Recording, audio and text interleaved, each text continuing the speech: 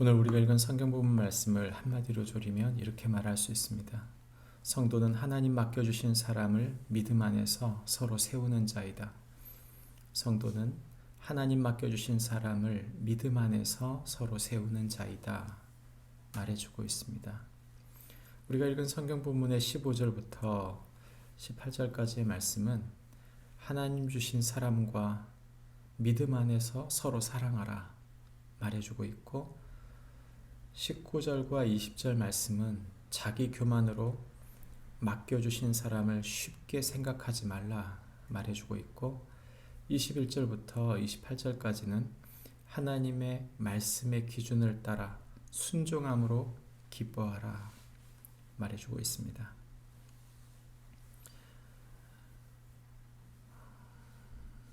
15절부터 18절까지의 말씀입니다.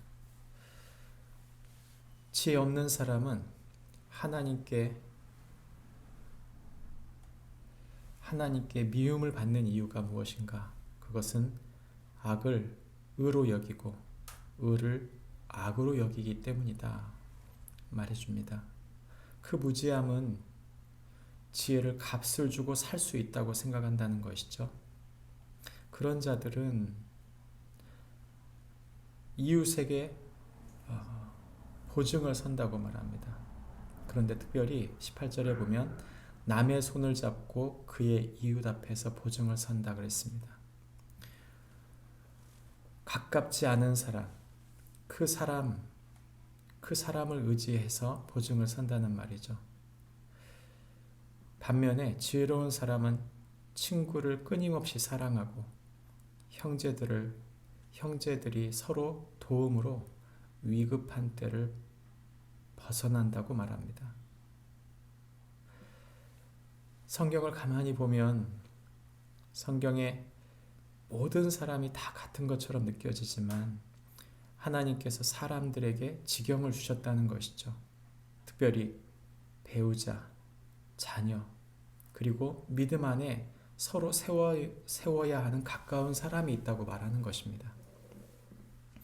그러므로 서로를 의롭게 여기고 서로 하나님의 사람으로 서로 세워가는 동안 그 관계가 소중하기에 서로 믿음 안에서 사랑하고 믿음 안에서 하나님의 사람으로 섬기고 세워가야 한다고 말하는 것이죠. 이것이 소중한 일입니다. 우리에게 맡겨준 것은 어진 특별한 곳에 특별한 사람이 아니고 우리에게 맡겨주신 하나님의 사람, 그 사람을 믿음 안에서 서로 의지하고 서로 세워가는 것, 그것이 하나님의 뜻이라고 말합니다. 그렇게 세워가지 못하는 이유는 무엇입니까? 그것은 자기 교만으로 맡겨주신 사람을 쉽게 생각하기 때문입니다.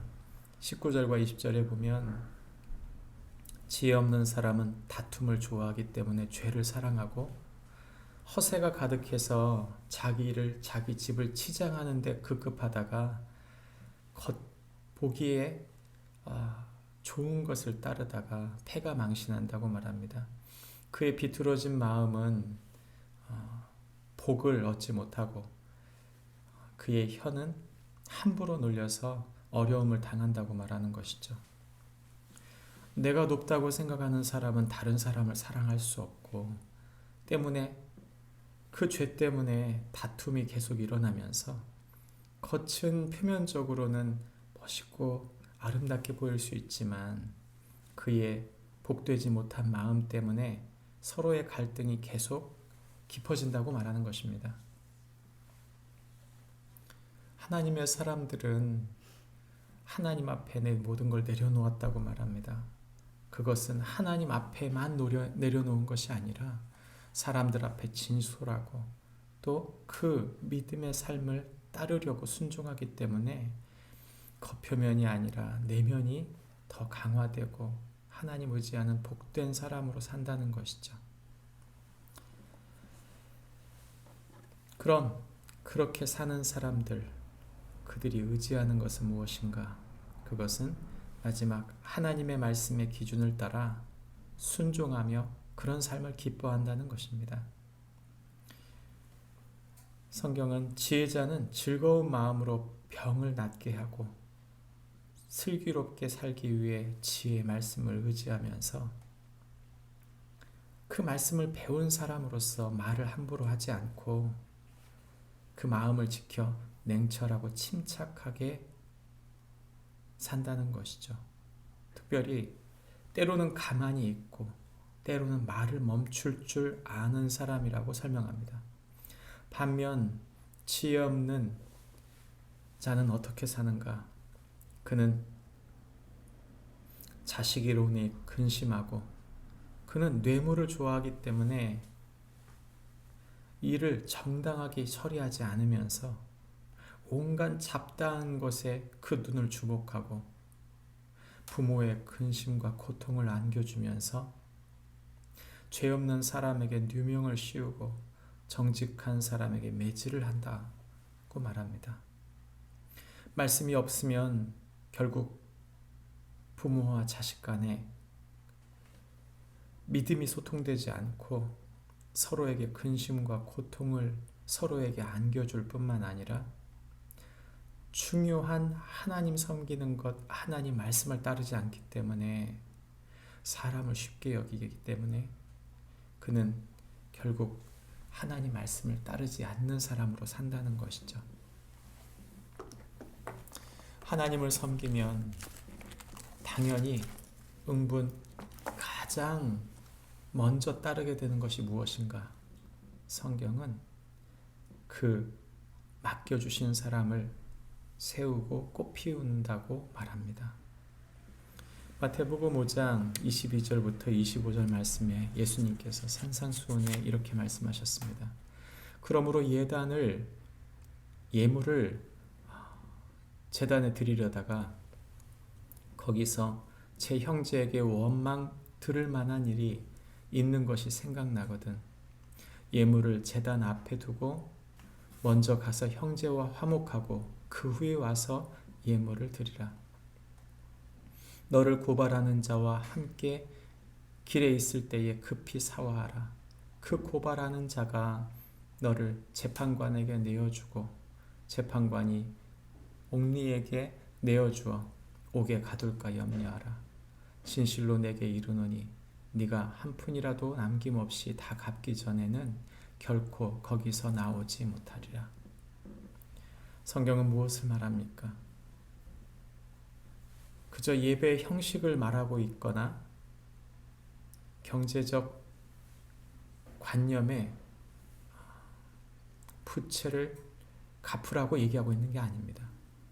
그것은 주신 형제와 화목해야 하며 내게 맡겨주신 사람들에게 원망받는 일들을 하지 말라고 말씀하시는 것이죠.